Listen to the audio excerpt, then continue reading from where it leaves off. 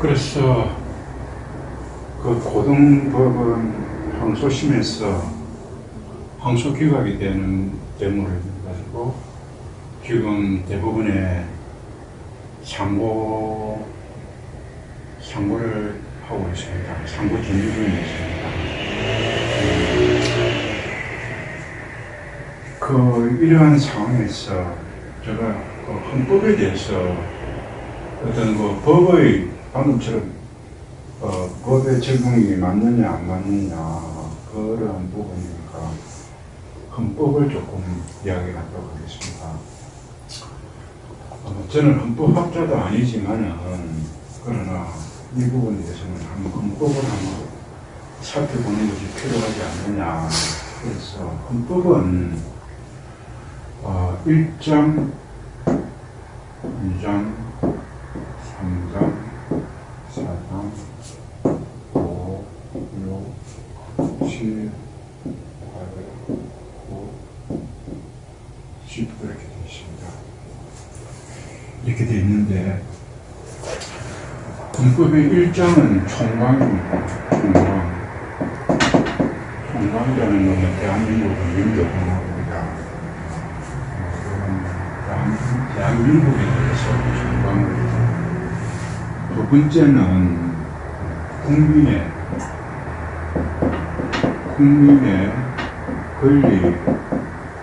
권리와 의무입니다. 국민의 권리와 의무에 대해서 헌법을 이야기하는 것.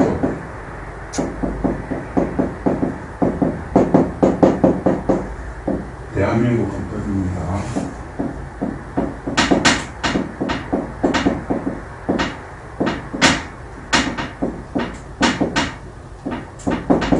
대한민국 헌법의 1장, 2장이 국민의 권리와 의무고 세 번째가 국회입니다.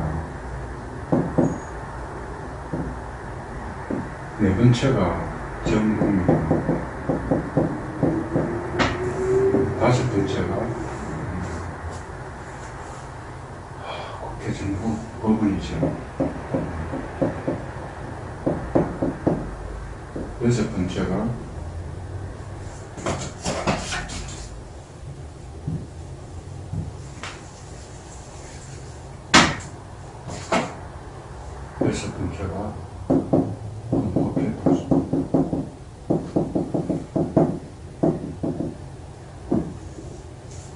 일곱 번째가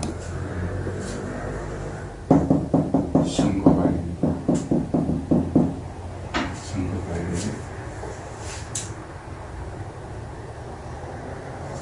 그리고 여덟 번째가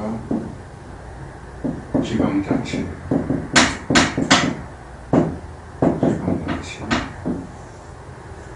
아홉 번째가 경제. 열 번째가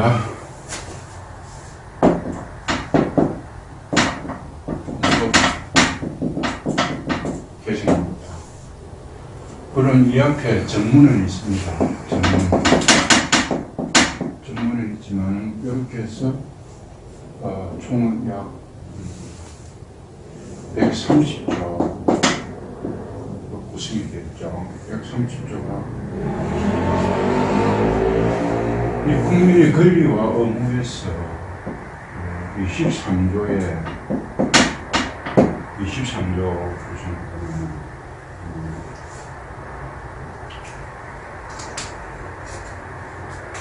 모든 23조에 보면 모든 국민은 재산은 모든 국민의 재산은 보장된다.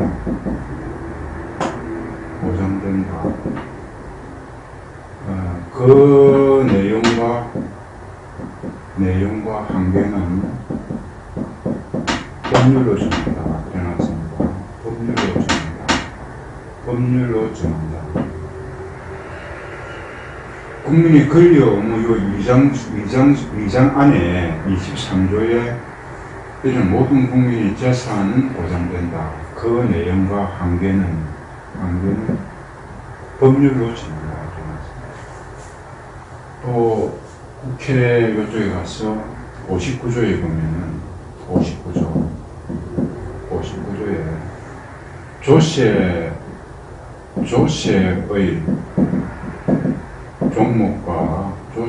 종목과 세율은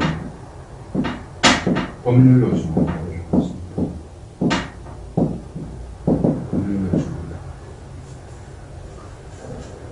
그러니까 이 말은 무슨 말이냐면 모든 국민의 재산은 보장된다. 그 내용과 한계는 법률로 정한다.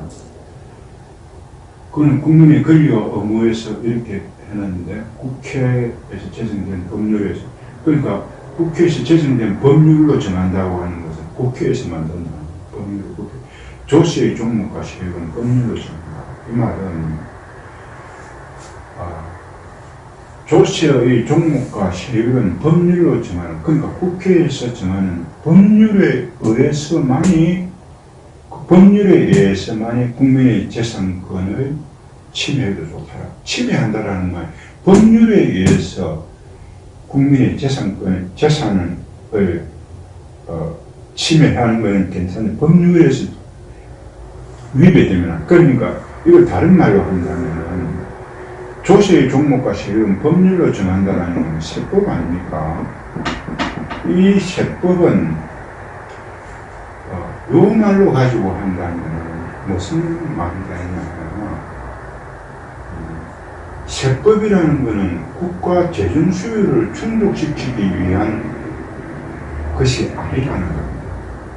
국가 재정 수요를 충족시키는 것이 세법이 아니다. 그럼 뭐냐? 국민의 재산권 보장을 위해서 세법이 존재합니다. 이것을 어떻게 다시 이야기하면,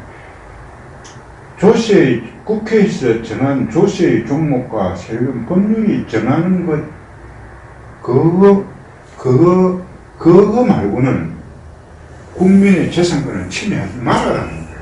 다시 말하면, 국민은 국회에서 제정된 조세의 종목과 세율에 의해서만, 거기에 한정했으면 납세 의무가 있다. 그것을 벗어나서까지, 요 말입니다. 그러니까 이 말은 뭐냐면 국민의 재산권 보장을 위해서 세법이 존재한다는 겁니다. 국민의 재산권 보장. 국민의 재산권 보장. 국민의 재산권 보장을 위해서 세법이 존재하니까 여기서 태동되는 것이 뭐냐 하면은 조세 법률주의가 태동된다. 조세 법률주의라는 것은 조세를 부과하기 위해서는 반드시 법률에 의해서 해라는 거예요. 그것이 태동된다는 거죠. 그럼 전부 넘어가겠습니다. 법원에 보면은 이 법원의 구성에 판사가 있겠죠, 그죠? 이 판사는 판사의 임명이 대법원장이 판사의 임명에 대해서 104조, 105조, 헌법 105조에 판사는 대법원장이 대법관 회의에 동의를 얻어가지고 임명한다는 것입니다. 105조인가? 그러니까 대법원장이 대법관 회의에 동의를 위해서 임명한다. 그러면 파면은 어떻게 하느냐? 파면은 탄핵이나 금고 이상의 형을 받지 않으면, 형이 받지 아니하면은 파면되지 않는다는 것입니다. 파면되지 않는다. 그러니까 법원의 판사는 대법원장의 대법관 회의의 동의를 위해서 임명이 되고, 만약에 탄핵이 된다 하면은, 파면이 되려고 한다 그러면은 탄핵이나 금고 이상의 힘을 받아야 탄핵이 된다. 굉장한, 그런데 판사는 그 판결을 함에 있어요. 판결을 하지 않습니까? 판사가 판결을 함에 있어가지고는 판사가 어떤 심리를 한다든가 심판을 하는 자리 아닙니까? 그 판사가 심판을 하는 그 부분에 대해서 103조인가 그럴 겁니다.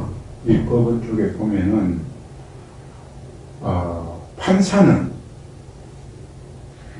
헌법과 법률에 따라 양심에 의하여 독립적으로 심판한다 일어났습니다. 헌법과 법률에 따라 양심에 의하여 독립적으로 심판한다. 그냥 판결한다가 아니고 심판한다 이런. 뭐 헌법재판 그 다음에 헌법재판소가 있고 선거관리고 지방자치기관 경제 이렇게 있습니다. 그래서 제가 이 법원 쪽에서 다시 말한다면은 그럼 대법원장 임명은 누가 하느냐? 대법원장은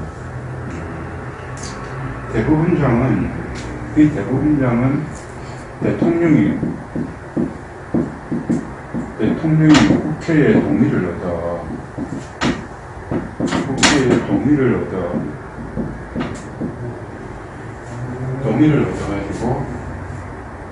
대통령이 국회의 동의를 얻어서 임명한다고 하죠.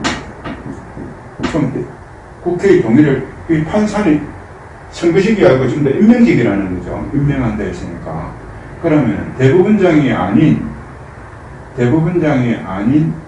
판사는 대법원장이 대법관 회의의 동의를 얻어서 임명한다.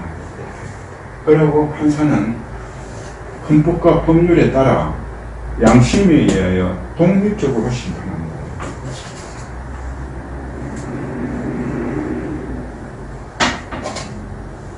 독립적으로 심판합니다.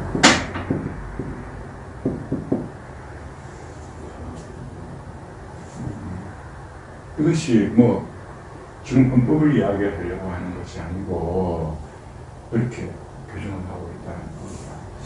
여기서 또 조금만 더 본다면 여기서 조금 더 알아야 될 부분이 있다면은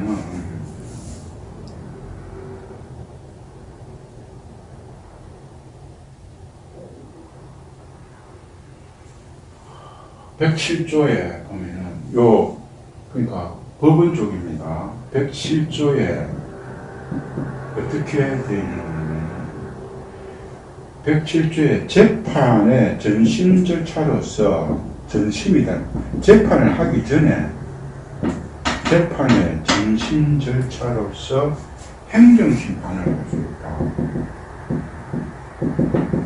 행정심판을 할 수 있다. 전심 절차를 할 수 있다. 했습니다. 그러면 행정심판을 할 수 있다. 행정심판의 절차는 법률로 정한다. 그렇죠? 법률로 정한다. 그 아까 제가 이의신청이라든지 심사청구, 심판청구, 감사원 심사청구는 행정심판이죠. 그 전에. 그러니까 행정심판을 전심 절차로 했으니까. 그래서 이것이 뭐냐면 행정심판 전치주의라는 말이 이것이 된다는 거예요. 그런데 그 절차는 법률로 정하는데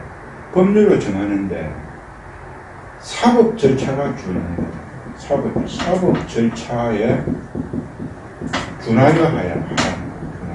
이 말은 무슨 말이냐면 법원에서 이 판사가 독립적으로 심판하되 법정에서 그렇게 법원에서 한 절차 그대로 따라 해라는 이야기입니다. 그렇죠? 법원에서 재판하는 것과 같이 사법 절차에 준해서 하라는 겁니다. 이 행정심판 전치주의도 그러니까 법원에서 재판하는 것과 같은 절차로 하라는 겁니다. 그리고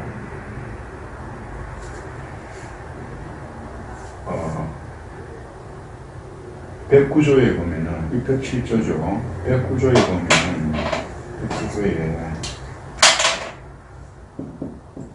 백구조에 보면은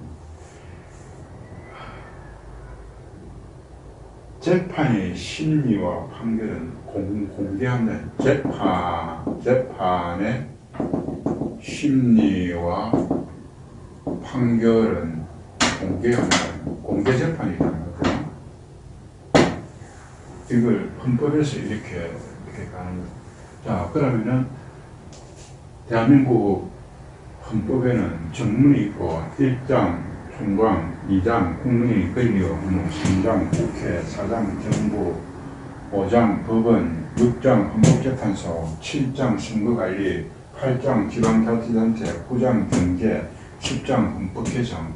여기서 국민의 권리와 의무에서 23조 모든 국민의 재산권은 보장된다. 그 내용과 한계는 법률로 정한다. 이게 이제 주로 이제 우리 세법에 관련되는 겁니다. 국회 세법, 국민의 재산권하고 관련. 국회에서 국회장에서 59조에 보면은 조세의 종목과 세율은 법률로 정한다. 이렇게 해서 조세 법률주의가 이것이 나오죠. 그 다음에 법원에서 보면은 법관은 대법원장이 대법관의 계력해서 임명하고 여기서 파면을 시키려 하면은 탄핵을 시킨다. 탄핵을 하는 거예요. 어디서 시키는 국회에서는 탄핵이 제가 알고 있습니다. 법원 자체가 아니고 법관을 파면시키려고 하면 국회에서 해야 됩니다. 탄핵이. 그리고 권고 이상의 형을 받지 않으면은 파면이 안 된다는 겁니다. 그러니까 법관의 신분을 보장해 주는 것이죠. 그러니까 법관은 판결을 할 때는 헌법과 법률에 따라 양심에 따라 심판한다고 했습니다. 양심에 따라서 심판한다. 그리고 107조에 보면은 재판의 전심 절차로 행정심판을 할 수 있다. 행정심판을 할 수 있고 그 구체적인 절차는 법률로 정한다. 사법 절차에 그러고 행정심판의 절차는 사법 절차에 준한다라는 것은 법원에서 어떤 소송 절차에 따라서 알아주라는 겁니다. 그리고 109조에서 재판의 심리와 판결은 공개 재판주의를 택하고 있죠. 이렇게 지금 대한민국 헌법이 되어 있습니다.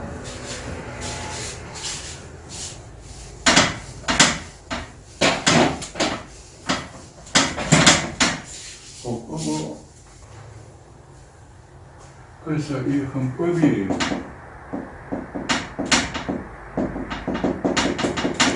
아까 헌법의 1장에서 5장까지 이렇게 정했는데 헌법이 있고 그러니까 헌법에서 정하는 법률로 정한다 했으니까 그럼 법률이 있겠죠.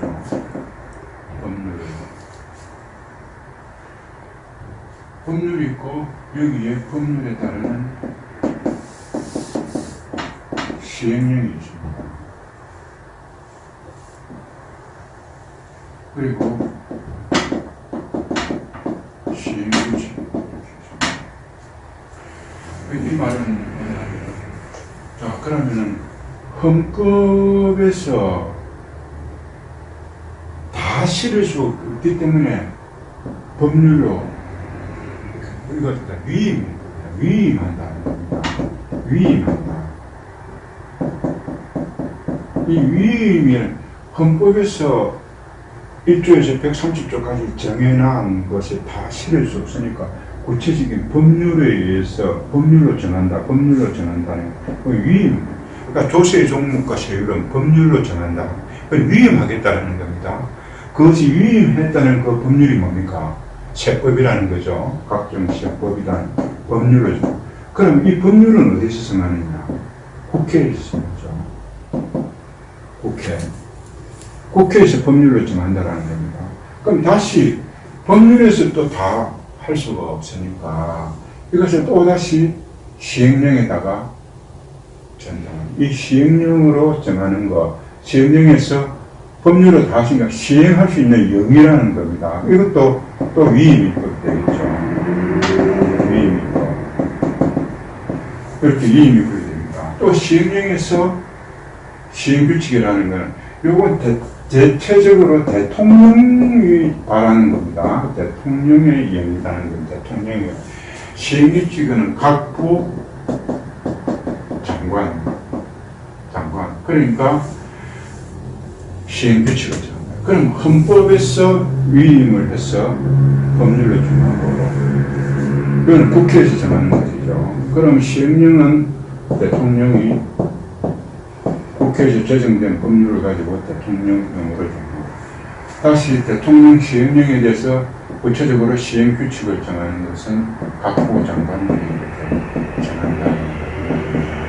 그러니까 결국은 이 법률이 헌법에 벗어나서는 안 된다는 거예요. 위배돼서는 안 되고, 시행령은 법률에 위배돼서는 안 되겠죠. 그럼 시행규칙은 또 시행령에서 위배되면 안 된다. 위임의 한계가 있다는 거. 한계도 벗어나서도 안 된다. 위임의 한계. 그렇다면은 대통령이 정하는 이 시행령이 헌법에 벗어나면 더욱더 안 되겠죠. 이렇게 해가지고 위임을 권한다는 겁니다. 이렇게 위임을 권하는데, 제가 지금 앞에서 그렇다면은 이러한 법률이 헌법에 위임의 한계를 벗어나거나 그 내용이 달리할 경우에서, 이렇게 달리할 경우에서는 요걸 갖다가 하는 것이 헌법재판소죠. 헌법재판소에서 판단하는 것이 법률이 헌법에 위반될 경우는 헌법재판소에서 헌법에 위반된다 해서 헌법재판소에서 하고, 이런 시행령이나 시행규칙이 요거 두 개가 위반될 경우에는 대법원에서 심리를 하죠. 대법원에서 심리를 합니다. 그런데 우리 국민이 지금 알 수 있는 것은 이렇게 헌법이 공포가 됐죠. 이 헌법과 법률과 그리고 이 시행령과 이 시행규칙에 대해서만 안다는 겁니다. 그렇지 않습니까? 내가 예를 들어서 세법이라면 법률이 있다. 그럼 여기서 구체적으로 어떻게 시행할 거니 시행령을 본다. 그럼 또 각부 장관이 시행규칙을 본다. 국민은 요걸 본다라는 겁니다. 그렇지 않습니까? 이것을 봐가지고 뭘 봅니까? 내가 내일 세금이 얼마구나. 그래서 내가 국민은 예측 가능성이라든지 예측 가능성인가 어떤 안정성을 가진다. 내가 어떻게 소득이 됐으니까 내가 얼마만큼의 세금이 있겠구나. 이렇게 해서 국민은 이렇게 본다는 겁니다. 이렇게 본다는 겁니다. 그런데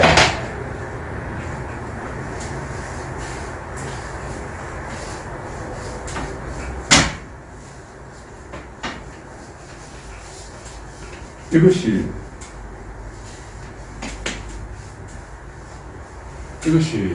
모든 공무원은 헌법에 의해서 법률에서 이렇게 시행하고 이것이 공무원들이 이러한 법률이 있기 때문에 공무원들이 있는 것이 아닙니까? 그런데 여기서 이제 아까 전에 소득세법 제100조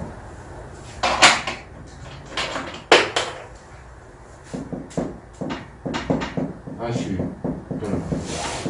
소득세법 제100조 이것이 하면 토지와 건물의 가액이 불분명한 경우가 있습니다.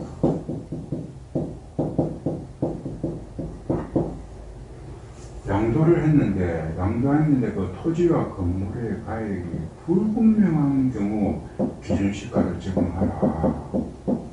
이거죠. 이 법률 아닙니까?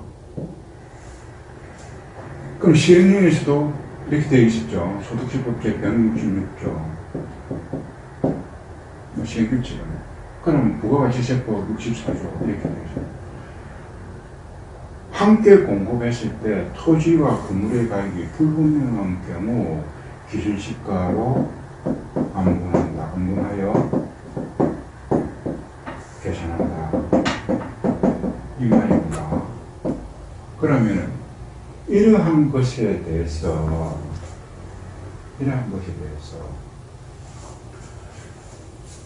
3층과 4층 상가와 주택의 가액이 불분명한 경우에 적용할 수 있느냐. 이것을 분명하지 않습니까? 토지와 건물의 가액이 불분명한 경우에만 해라고 한다면 방금처럼 이것을 적용하려면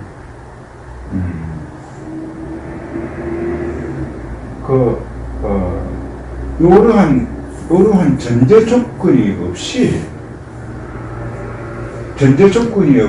이러한 전제 조건이 없다 하면은 양도 가액이 막 그냥 불분명한 경우라 한다면은 이렇게 맞을지만 토지와 건물의 가액이 불분명한 걸 기준시가를 안분하여 계산한다. 이것에 대해서 어떻게 생각할 수 있느냐. 이 법률에서 이러한 것도 없고, 시행령에도 이렇고, 시행규칙도 이러한 것이 있는데, 왜 3층하고 4층에 대해서 토지와 건물의 가격이 불분명하지도 않은데도 기준시가로 안분해가지고 계산을 했느냐는 겁니다. 그것은 그 이유를 한번 알아보도록 하겠습니다. 지금 국세청에서 아까 얘기처럼 이렇게 불분명한 경우에만 기준시가로 계산하는 것을 이렇게 기준시가로 어떤 공무원이 이것을 과세처분을 했다면 이 과세처분에 대해서 엄밀하게 이것을 따져보지 않는다. 따져보지 않고 이 과세처분을 지키려고 한다는 겁니다. 그러면은 이것을 과세처분을 지키려고 한다고 하면은 아까 얘기처럼 어땠습니까? 과적심 과정을 거치고 이의신청을 거치고 또 심판 청구를 거치는 행정심판 정치주의 이것에 대해서 여기에 있는 위원회가 있다는 겁니다. 위원회가 각종 위원회가 있겠죠.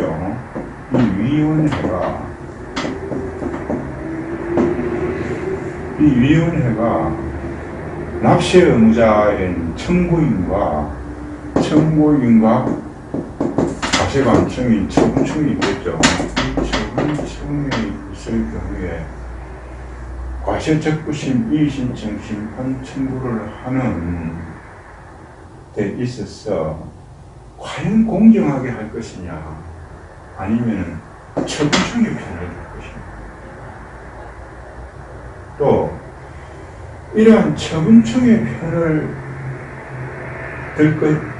공정할 것이냐 아니면 처분청의 편을 들 것이냐. 절대로 청구인의 표정을 공정하지 않고 청구인의 것을 들지는 않을 겁니다.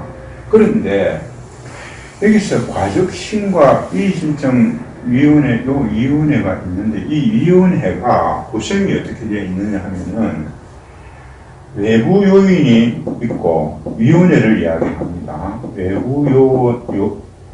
외부 이윤이 있고, 외부 이윤이 있고, 내부 이윤이 있다라는 겁니다. 대체적으로, 요 이윤이 구인으로 형성되는데, 대체적입니다. 이 외부 이윤이 이쪽에서 이 처분청 관할, 그러니까 이쪽에서는 외부 이윤이 5인이라 하고 내부 이윤이 4인이라 합니다. 다 거의 비슷합니다. 4인이라 하는데 요 9인 중에서 그러니까 외부 이윤은 바깥에 어떤 세무사라든지 공인회계사라든지 교수나 이런 사람들입니다. 그런데 이 내부 이윤은 공무원입니다. 공무원. 세무사라 하면은 세무서장이고 지방국세청이라고 하는 국장 이런 사람들입니다. 이 내부위원이 공무원인데 이 내부위원회에서 가장 직급이 높은 사람이 위원장이라는 겁니다. 위원장. 이 위원장이죠. 이렇게 보시면 그래서 우리는 외부위원이 그만큼 많으니까 공정합니다. 이렇게 이야기를 합니다. 그런데 이렇게 구성을 하는데, 아까 저기처럼, 이 내부위원이 이렇게 있을 때, 내부위원은 공무원 중에서 적용하고, 외부위원은 바깥에 공무원이 아닌 사람이 외부위원이 되는데, 사실상으로 어떤 위원회가 이렇게 개최된다고 했을 때, 외부위원이 다 5인이라는 것은 알겠는데 외부위원이 그 이름이 누구인지를 모릅니다. 누구인지 모른다라는 거죠. 누구인지 알 수가 없다. 내부위원도 누구인지 알 수가 없습니다.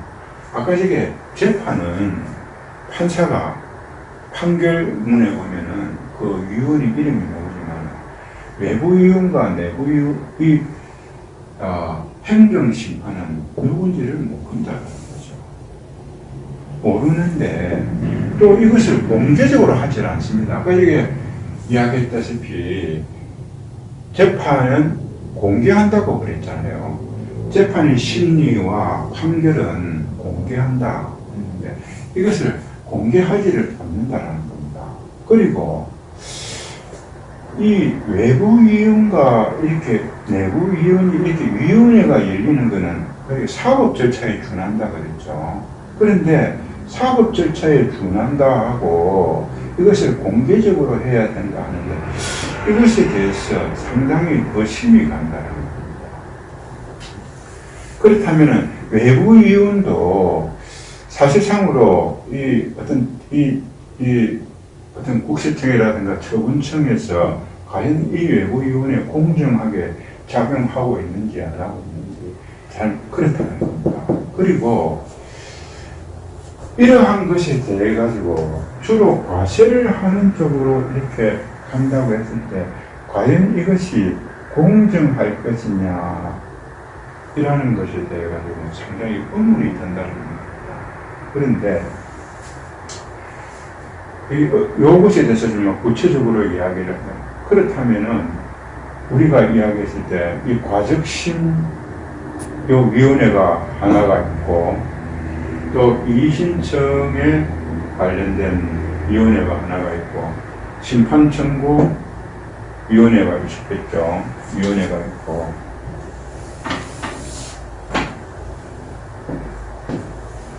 그 다음에 심사청구도 있을 거고 감사원 심사청구도 있을 거고 1, 2, 3, 4, 5 그리고 지방자치단체의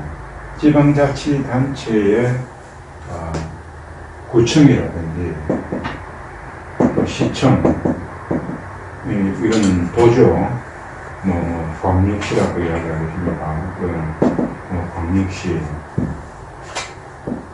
광역시 그러니까 4, 5, 6, 7 또 dob수심판은 아까 하고 법원 판사들 지금 이러한 외부 이용 행정기관에 외부위원과 내부위원, 그리고 공무원, 중앙공무원 중에 이런 거, 국가공무원 중에 이런 거, 그리고 지방공무원 중에서 구청, 광역시에도 이러한 위원회가 있겠죠. 지방세에 대해 가지고, 그리고 법원. 이쪽의 사람들이 결국은 뭐를 이야기하냐, 이 많은 사람들이겠죠. 이 많은 사람들이 아까 전에 제가 헌법에서 이야기하는 뭐라고 그랬습니까?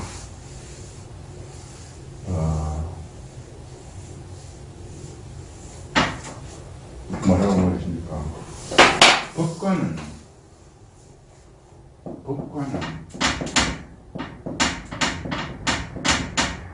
헌법과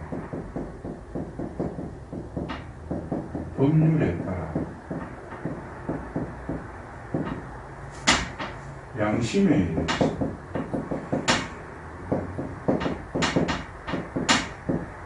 독립적으로 심판한다.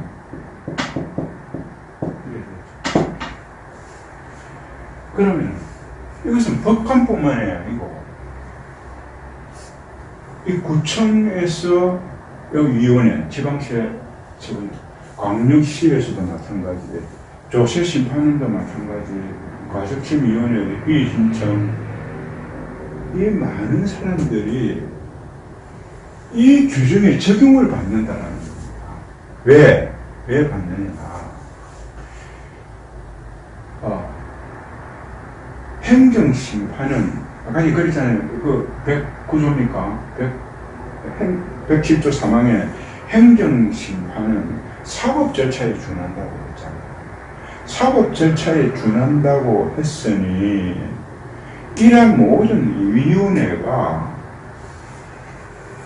양심에 의하여 독립적 헌법과 법률에 따라, 헌법과 이 법률에 따라 양심이라는 겁니다.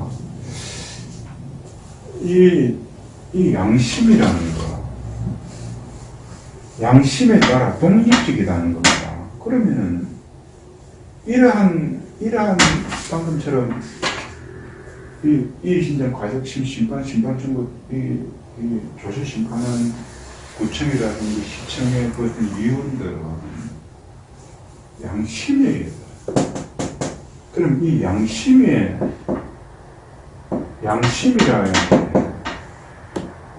의해서 독립적으로 심판하는 이 말이 무슨 이야기입니까?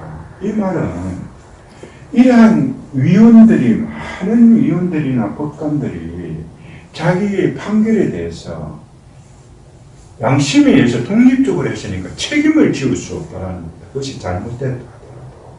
그렇다면은 이 말은 상당히 중요하죠, 그죠? 양심에 의해 가지고 독립적으로 심판한다 해놨는데, 이러한 행정기관이라든지 많은 위원들과 법관이 이 양심에서 독립적으로 심판을 하고 있느냐라는 겁니다.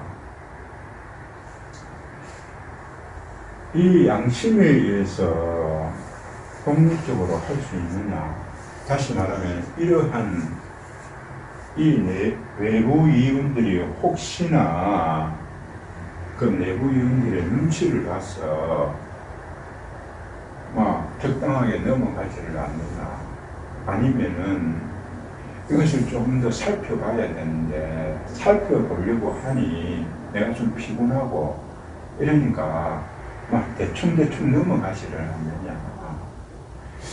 그래서 양심에 의해서 또 자기 나름대로 독립적이라는 것은, 이 말은 뭐냐면 소신대로, 자기 소신으로 해라는 말 아닙니까? 그죠?